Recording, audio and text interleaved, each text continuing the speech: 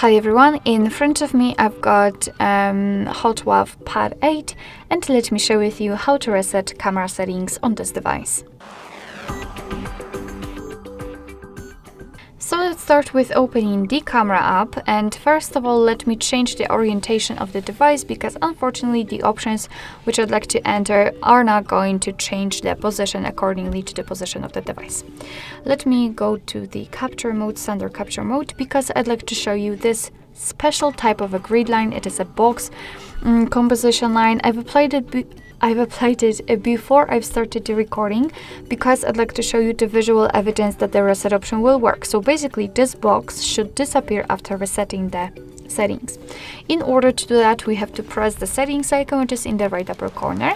And now let's scroll down to the very bottom to find restore defaults, and that was a mistake.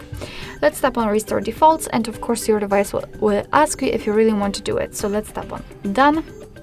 We just immediately got back to the capture mode, so the camera itself, and we cannot really see this box outline, the box grid line, which simply means that we just successfully reset all camera preferences. Alright, so that would be all. Thank you so much for watching. I hope that this video was helpful, and if it was, please hit the subscribe button and leave the thumbs up.